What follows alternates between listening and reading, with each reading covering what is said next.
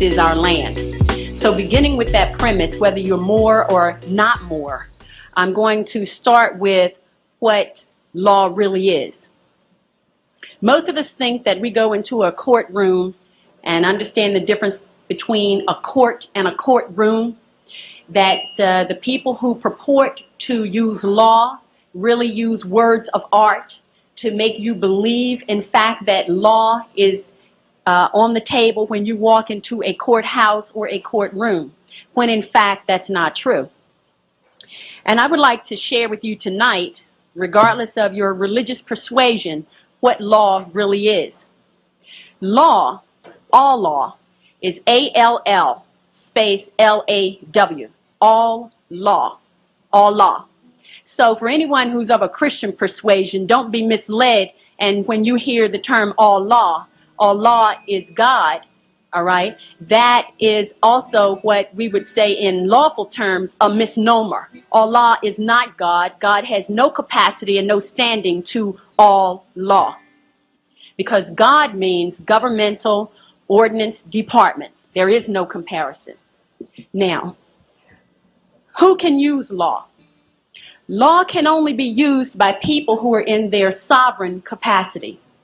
And as I will share with you tonight, the majority of the people in the world, and I'm not going to get into all of the details about that, but the majority of the people in the world, 99% of them live in slavery today.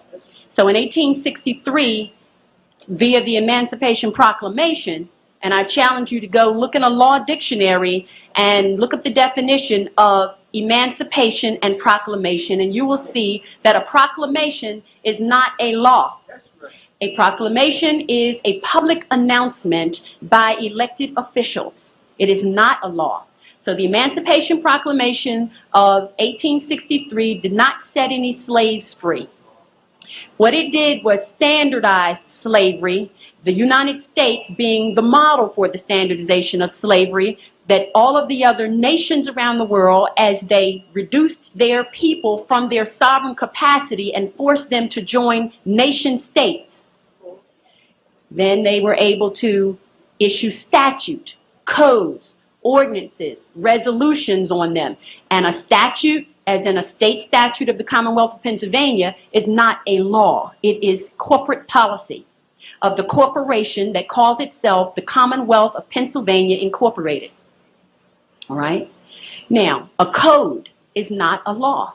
The United States codes, the code of the laws of the United States of America that are used in federal court and the Supreme Court, are not law. They are what they say they are. They are codes, ordinances, and resolutions of a municipality of the city of Philadelphia, which is a private nonprofit corporation that calls itself the City of Philadelphia.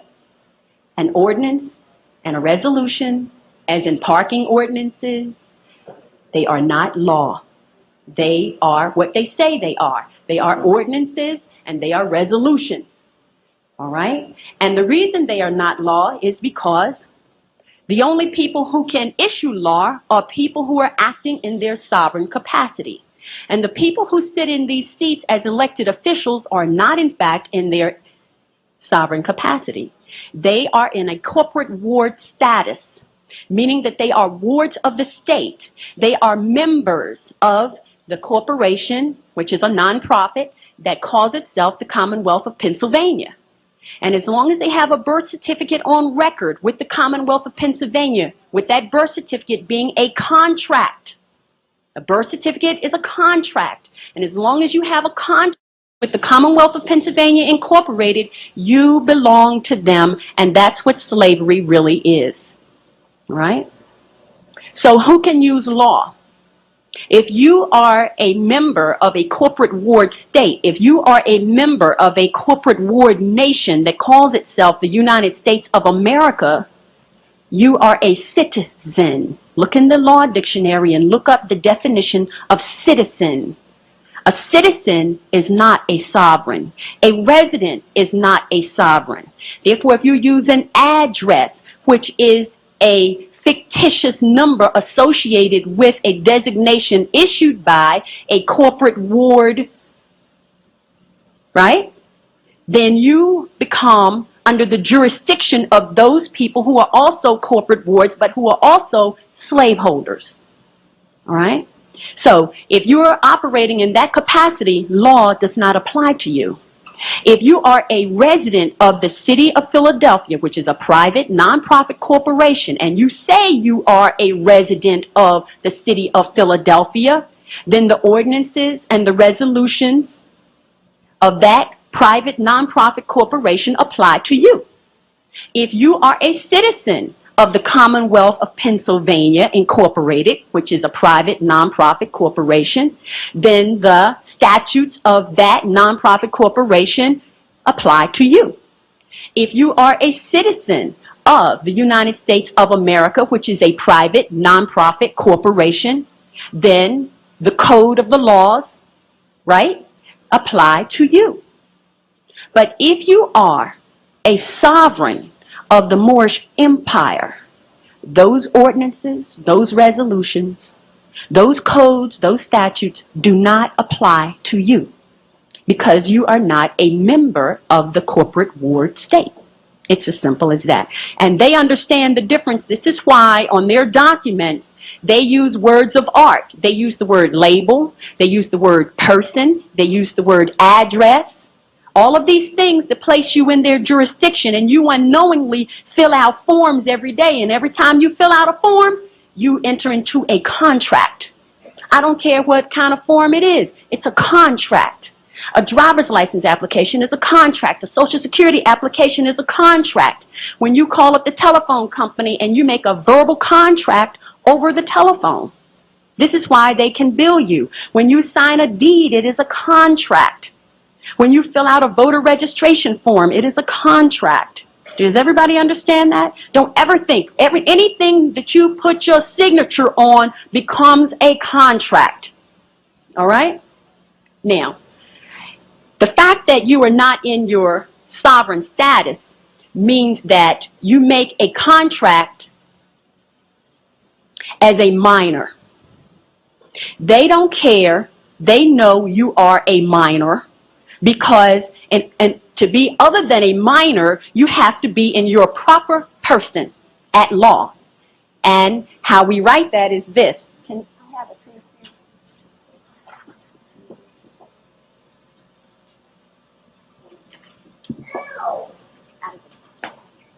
here? That's working.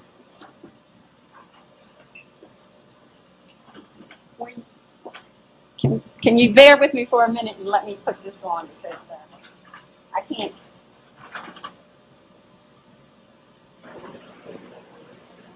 Can y'all see that? Impropria persona. Impropria persona. When you are in your corporate ward status, you look like this to the court.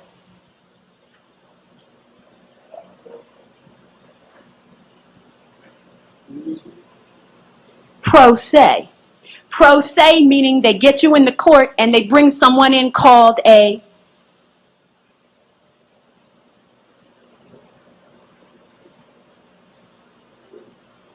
got that? Pro se cutor, a prosecutor, because you're in a corporate board status. Now, if you're in propria persona, saying there are criminal allegations, the prosecutor cannot come into the courtroom and say anything to you because you're not in pro se status. Makes sense, right?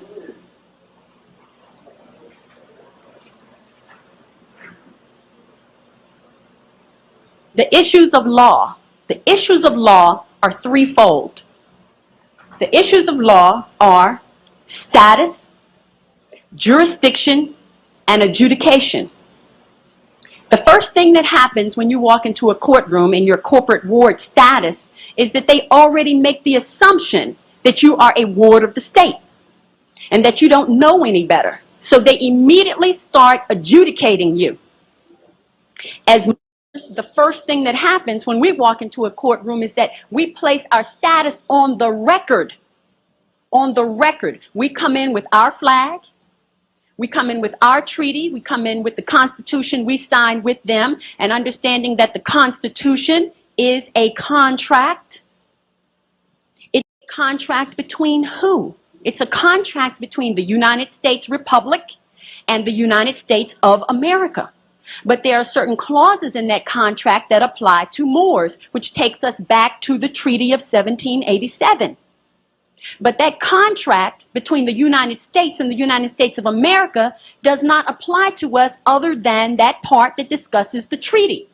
So it's not relevant for us to go into any courtroom and argue about their ordinances, their codes, their statutes. The only thing we're in there to talk about is, have we violated the treaty? Have we violated that part, which is Article 6 of the Constitution, that applies to us? That's the only question in the courtroom, because the status of the individuals looks like this.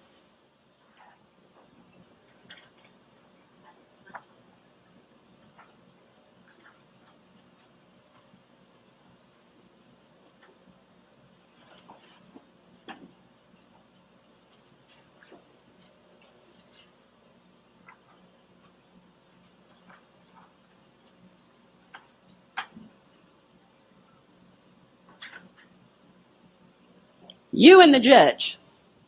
There's nobody else that you need to discuss anything with in the courtroom besides the judge. The prosecutor is invisible to you. Now, what do you have to say to that judge? My honor, not your honor. What is your status? What is your name? What is your nationality? All right? And do not let them get away with saying, I am a U.S. citizen. You cannot be a citizen and sit a bench.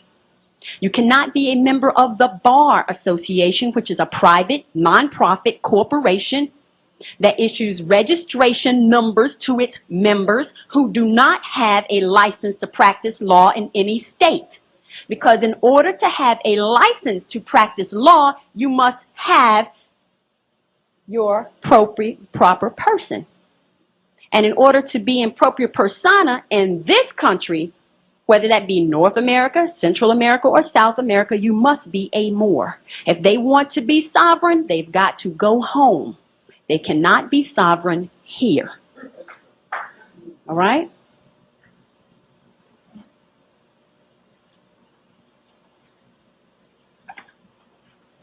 The next issue of law is jurisdiction. Now, let me stick with status. What is the status of the prosecutor? What is the status of the district attorney? What is the status of Lynn Abraham? Does anybody in this room know her nationality? I don't. That's an important question to ask her if she serves me with any papers. Who are you? Where is your license to practice law? Where is your proof of naturalization in my land? Who gave you the authority to be here? Right? Who issued you authority to act in any capacity, to file any complaint or any charges against anyone? That's the question. And I say to you, she can't answer those questions. Right? So then, if you walk into a courtroom and nobody else has the status to be there, automatically challenge the jurisdiction of the court. There's nothing else that you need to say. There's nothing else to be said. Stand mute. Let them proceed, because guess what? They cannot proceed.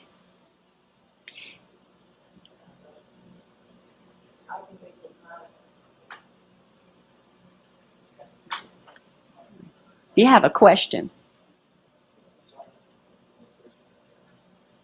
After this one.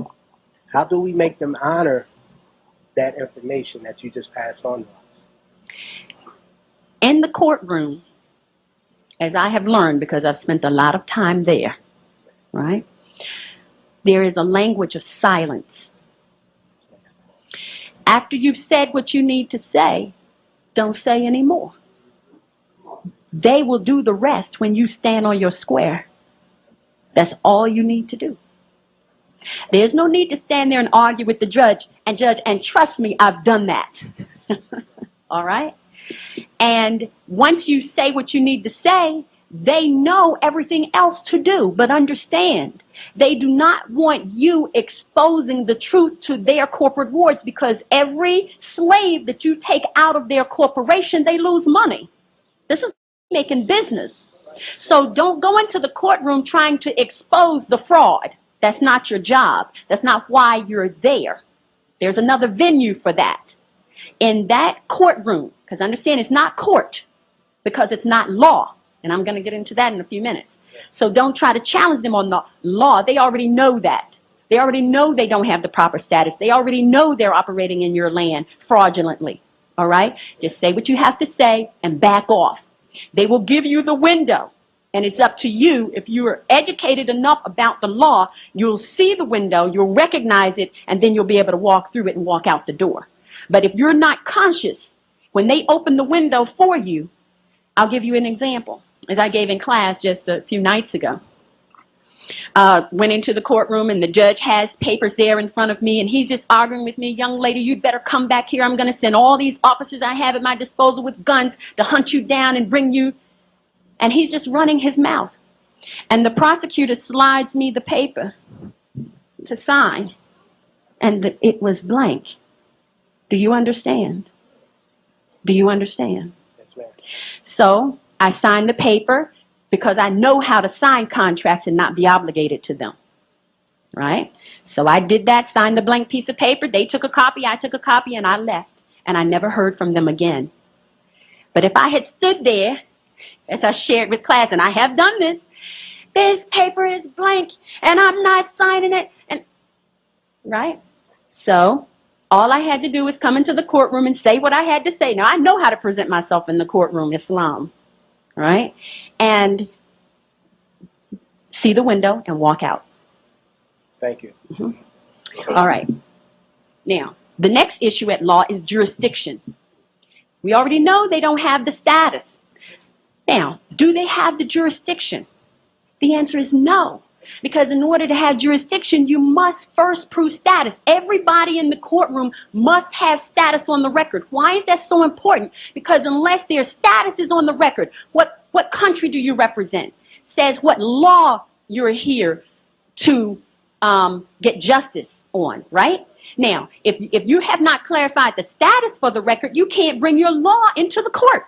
So there can be no court. So status is very important. And so if you're Moor, and let's say somebody else is Manchurian, and I'll get to that in a minute. When you have two people of different standings in the courtroom, you have to decide what law applies. Is there a treaty between the two? Do they have a constitution? Do they have any other trade agreement or contract that binds them and obligates the parties? That's the question. All right? So if you walk into the courtroom and they immediately start adjudicating, you have no idea what law they're using. And I guarantee you, because status has not been established for the record, they're not using any law that applies to you. And they're not using any law that applies to them. They're simply using corporate policy, which is discretionary. If they like you today, they'll let you off. If they don't like you tomorrow, they'll give you some time or a fine. Okay? So status and then jurisdiction. Jurisdiction is going to determine what area, what geographical area encompasses the authority that that judge or that court has. All right? So if you're in a municipal court or a court of common pleas, don't go in there talking about the Constitution, because they don't have jurisdiction to discuss the Constitution with you. Do not go into a state court discussing the Constitution unless it's the state's Constitution, because the United States Constitution, they have no jurisdiction over, but they won't tell you that. They'll dismiss the case. Different jurisdictions. And don't go into federal court talking about city ordinances. You understand the difference?